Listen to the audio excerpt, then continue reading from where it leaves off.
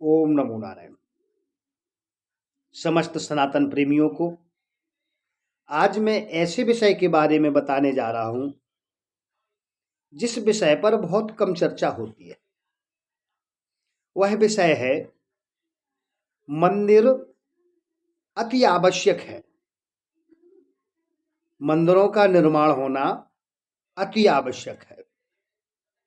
बिल्कुल ऐसे जैसे अस्पताल होना अति आवश्यक है, उसी प्रकार मंदिर होना भी अति आवश्यक है।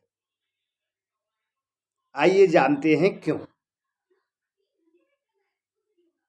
जब इस सृष्टि की संरचना हुई तो उस संरचना में सबसे पावरफुल, विवेकशील मानव जाति को उत्पन्न किया गया। मानव का जो शरीर निर्माण हुआ, तो जो शरीर है, तो शरीर एक ही यंत्र है, मशीन है। क्योंकि जब आदमी मर जाता है तो शरीर जस का तस सभी के सामने पड़ा रहता है। उसका कोई भी अंग प्रत्यंग कहीं भी निकल के बाहर भागता नहीं है। इससे ऐसे सिद्ध हो जाता है कि यह मानव शरीर मशीन है, हम नहीं हैं। अब हम कौन हैं? जो बोलता है, बात करता है, सुनता है, समझता है, विवेक करता है, वह हम हैं। अर्थात वह प्राणवायु है। क्योंकि जो प्राणवायु होती है वो आंखों से दिखाई नहीं देती, उसे महसूस किया जाता है। हमारे अंदर श्वास जा रही है, फिर आ रही है, फिर जा रही है। यानी श्वास वायु का कार्य है आना और जाना। जब इसका आना जाना रुक जाता है तो मनुष्य की मृत्यु हो जाती है। लोग कहते हैं मान ये व्यक्ति मर गया। ये बात तो समझ में आ गई है। ये शरीर हम नहीं हैं। जो प्राणवायु है, जो प्राण है, जिसे हम आत्मा कहते हैं, वह हम हैं। अब चर्चा को आगे बढ़ाते हैं। देखिए, इस मानव शरीर का निर्माण हुआ, ऋषियों ने इस शरीर को उत्पन्न किया, प्राणवायु का संचार हुआ। फिर हमारे ऋषियों ने रिसर्च किया कि यह मानव शरीर जब बीमार हो जाए, यह मशीन बॉडी जब अस्वस्थ हो जाए, अर्थात इस बॉडी में कुछ कमियां आ जाएं, तो उन्हें हम कैसे ठीक करें। तो हमारे ऋषियों ने उस समय आयुर्वेद की खोज की। जड़ी बूटियों के द्वारा इस शरीर में होने वाली कमियों को दूर करने के लिए आयुर्वेद तैयार किया गया। क्योंकि जो ये शरीर है, तो शरीर बीमार कब होता है? जब हम बाहरी चीजों का सही रूप में ग्रहण नहीं करते, तो यह शरीर बीमार होने हो जाता है। कभी कभी हम ज्यादा भोजन कर लेते हैं, अपच हो जाती है, पेट खराब हो जाता है। किसी को कैंसर हो जाता है, किसी को बात परेशान करने लगता है, किसी को थायराइड हो जाता है, किसी को सर्दी जुकाम खांसी आदि आदि अनेकों प्रकार की बीमारियां इस स्थूल शरीर में हो जाती है। और स्थूल शरीर को ठीक करने के लिए आयुर्वेद, एलोपैथ, होम्योपैथ, बायोकेमिक आदि कई प्रकार की पैथियां बनाई गई हैं जो हमारे शरीर को ठीक करती हैं। अब जिस विषय पर हम चर्चा करना चाहते हैं अब उस पर हम बात करेंगे। दो प्रकार की बॉडी होती है, एक फिजिकल बॉडी अर्थात यह शरीर, एक होती है इंटरनल बॉडी अर्थात प्राणवायु, यानी स्थूल शरीर और सूक्ष्म शरीर। तो जो सूक्ष्म शरीर है अगर वह बीमार पड़ जाए तो उसका इलाज कैसे होगा? उसकी इलाज करने के लिए किसी भी सरकार ने कोई भी अस्पताल नहीं बनाया, या यूं कहें कि जो सूक्ष्म शरीर है, जो इंटरनल बॉडी है, उस बॉडी को ठीक करने के लिए किसी भी प्रकार की दवाओं से ठीक नहीं होती। कई बार हमने आपने अनुभव किया होगा कि हम इलाज कराने के लिए जाते हैं, डॉक्टर संपूर्ण चेकअप कर लेते हैं मशीनों के द्वारा और कहते हैं भाई शरीर में तो कोई बीमारी नहीं है, और इसके बाद भी मनुष्य बीमार रहता है। आखिर बात क्या है? तो मैं उसी बात पर चर्चा करना चाहता हूं। अब समझिए, फिजिकल बॉडी और इंटरनल बॉडी दो बॉडी होती है, यानी स्थूल शरीर और सूक्ष्म शरीर। तो जो सूक्ष्म शरीर की बीमारियां हैं उन्हें साइंस ठीक नहीं कर सकती। आज की जो साइंस है, जो विज्ञान है, जो अस्पताल हैं, वो ठीक नहीं कर पाते। तो यही विचार हमारे ऋषियों के मन में आया कि मैंने शरीर को ठीक करने की व्यवस्था तो की है, शरीर का कोई अंग खराब हो जाए तो मैं बदल देता हूं, किडनी खराब हो जाए दूसरी डलवा लो, आंख खराब हो जाए दूसरी डला लो, दांत खराब हो जाए नई बत्ती लगवा लो, यहां तक कि हृदय में भी कमी आ जाए तो उसे भी बाल डाल के ठीक किया जाता है। यही ऋषियों के मन में विचार चला। बोले फिजिकल बॉडी को ठीक करने के लिए तो आयुर्वेद खोज हो गई है, दवाएं बन गई हैं, अगर इंटरनल बॉडी बीमार हो जाए इसको कैसे ठीक किया जाए? जो सूक्ष्म बॉडी है, तो सूक्ष्म बॉडी अर्थात इंटरनल बॉडी ठीक करने के लिए हमारे ऋषियों ने खोज की। खोज करने के बाद इस निर्णय पर हमारे ऋषि पहुंचे कि जो इंटरनल बॉडी की बीमारियां हैं वह बीमारियां शब्दों के द्वारा होती हैं। वह बीमारियां शब्दों के द्वारा होती हैं। कैसे, जरा समझते हैं। जैसे कोई व्यक्ति किसी भी व्यक्ति को अपमानजनक शब्द बोल देता है तो उसकी इंटरनल बॉडी अर्थात मन खराब हो जाता है। परिवार में हम जो सदस्य रहते हैं, किसी ने किसी के लिए कुछ कह दिया तो हमारा मन खराब हो जाता है। कई बार तो हमने ऐसा भी देखा है कि व्यक्ति पारिवारिक समस्याओं से जूझता हुआ, सामाजिक समस्याओं से जूझता हुआ डिप्रेशन में चला जाता है। उसका कोई उपाय नहीं है, कोई दवा नहीं है। कई बार तो ऐसा भी देखा गया है कि व्यक्ति का जो अंदर का जो शरीर है, यानी इंटरनल बॉडी है, जो सूक्ष्म शरीर है, वो इतना बीमार हो जाता है कि वह व्यक्ति सोच नहीं पाता, निर्णय नहीं ले पाता और आत्महत्या भी कर लेता है। इसको ठीक करने के लिए कोई अस्पताल नहीं बनाया। बड़े बड़े वैज्ञानिक हैं, बड़े बड़े विद्वान हैं, इसके लिए कोई अस्पताल तैयार नहीं करवा रहे हैं कि व्यक्ति आत्महत्या ना करे, व्यक्ति डिप्रेशन में ना जाए, व्यक्ति चोरी ना करे, व्यक्ति व्यभिचार ना करे। आए दिन जो बलात्कार की घटनाएं आ रही हैं ये करना बंद कर दे, इसके लिए कोई अस्पताल बनाया जाए। आज का व्यक्ति, आज का विज्ञान ये सोच भी नहीं पाता है,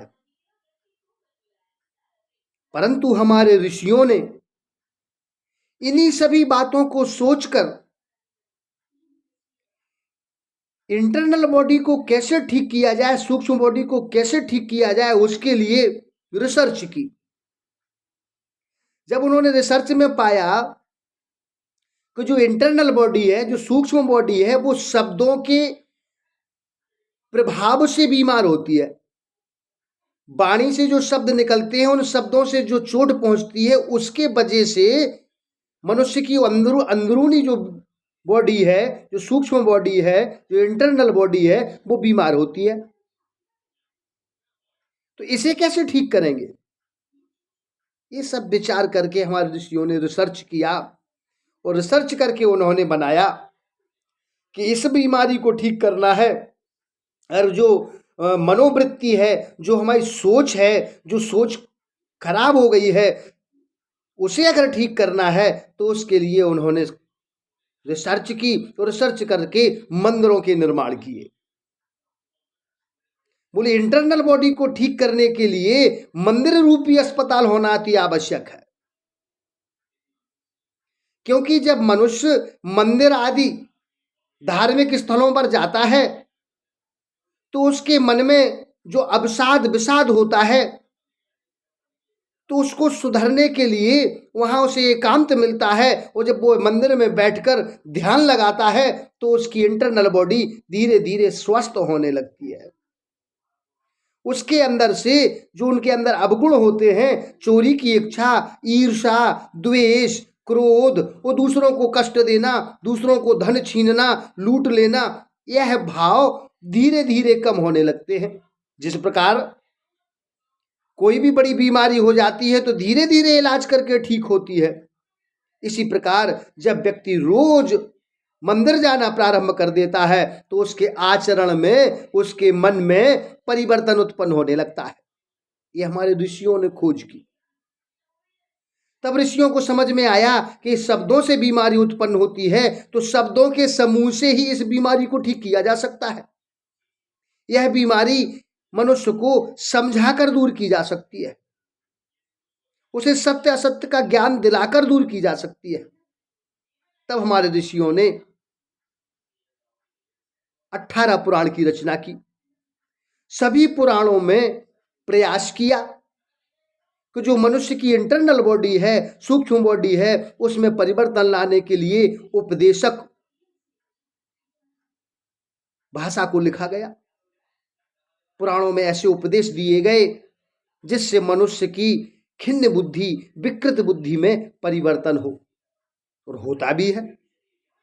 बिल्कुल ऐसे श्रीमद् भागवत जो महापुराण है, मनुष्य की कैसी भी बुद्धि खराब हो गई हो, कितनी भी उसकी बुद्धि नष्ट हो गई हो, जिस प्रकार हम अस्पताल में ले जाकर जबरदस्ती उसका इलाज कराते हैं, अगर ऐसे व्यक्ति को जबरदस्ती ले जाकर भागवत कथा आदि के पंडाल में नियमित रूप से रोज बिठाला जाए, तो जो वहां पर कथा वार्ता हो रही है, जो उपदेश दिए जा रहे हैं, उन शब्दों के प्रयोग से उसकी यह इंटरनल बीमारी दूर होगी।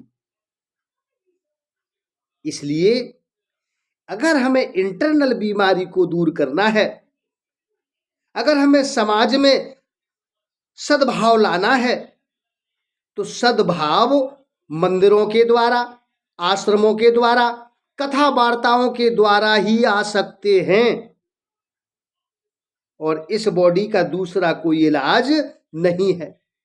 तब ऋषियों ने पूर्ण रूप से रिसर्च किया कि इंटरनल बॉडी को सुधारने का जो उपाय है, तब उन्होंने जैसे शब्दों से मन खिन्न हो जाता है, किसी की अपशब्द बोली हुई वाणी से मनुष्य का मन खिन्न हो जाता है, उनको शब्दों के द्वारा ही ठीक किया जा सकता है। क्योंकि जो खाने पीने से बीमारियां होती हैं वो खिला पिला के दूर की जाती हैं, वो शरीर की बीमारियां हैं। जो इंटरनल बॉडी है, आत्मा है, सूक्ष्म शरीर है, उसको ठीक करने के लिए हमें शब्दों का प्रयोग करना पड़ेगा। शब्दों के द्वारा, समझाने के द्वारा वह व्यक्ति ठीक हो जाता है। ऐसे हजारों उदाहरण हैं कि अंगुलीमाल जैसा डाकू बौद्ध के समझाने से ठीक हो गया, वाल्मीकि जैसा डाकू संतों के समझाने से उसकी बुद्धि ठीक हो गई। ऐसे बहुत से उदाहरण हैं। इसलिए मंदिर होना अति आवश्यक है। जैसे शरीर के इलाज करने के लिए अस्पताल की आवश्यकता है, उसी प्रकार सूक्ष्म शरीर को ठीक करने के लिए, विचारों को ठीक करने के लिए मंदिर रूपी अस्पताल की आवश्यकता है। इसलिए हमारे जो प्राचीन ऋषि मुनि थे वो सबसे ज्यादा जोर धर्म पर देते थे, मंदिर पर देते थे, प्रवचनों पर देते थे, पुराणों की कथाओं पर देते थे कि पुराणों से जो कथाएं हैं वो मानव को सुनाई जाए। क्योंकि अगर इसकी सूक्ष्म बॉडी स्वस्थ है, अगर इसकी इंटरनल बॉडी स्वस्थ है, तो फिर इसके द्वारा गलत आचरण नहीं होगा, दूसरों को यह सताएगा नहीं, चोरी डकैती उल्टे सीधे काम बलात्कार आदि जैसी विचारधारा इसके मन में नहीं आएगी। अगर इंटरनल बॉडी हमारी ठीक होगी तो यह व्यक्ति कभी आत्महत्या भी नहीं करेगा। यह हमारे ऋषियों ने रिसर्च किया है। इसीलिए हम कहते हैं कि मंदिर रूपी अस्पताल होना अति आवश्यक है, क्योंकि आज के मानव की बुद्धि विकृत हो गई है। वो अश्लीलता को देख देख के स्वयं अश्लील बन गया है, उसका चरित्र हनन हो गया है, वो चरित्र के बारे में सोच नहीं रहा है। कारण क्योंकि हमारी जो शिक्षा पद्धति है, उस शिक्षा पद्धति में इंटरनल बॉडी को ठीक करने वाली जो शिक्षाएं हैं वो नहीं पढ़ाई जाती हैं। अगर इंटरनल बॉडी को ठीक करने की जो सब्जेक्ट है, विषय है, वो हमारी शिक्षा नीति में शामिल हो जाए तो हमारे देश से बलात्कार, लूट इत्यादि ऐसी घटनाएं बहुत कम की जा सकती है। इसलिए बंधुओं, मंदिर रूपी अस्पताल होना अति आवश्यक है, क्योंकि जब इंटरनल बॉडी ठीक रहेगी तो फिजिकल बॉडी तो ऑटोमेटिक ठीक रहेगी, आपको इलाज की आवश्यकता ही नहीं पड़ेगी।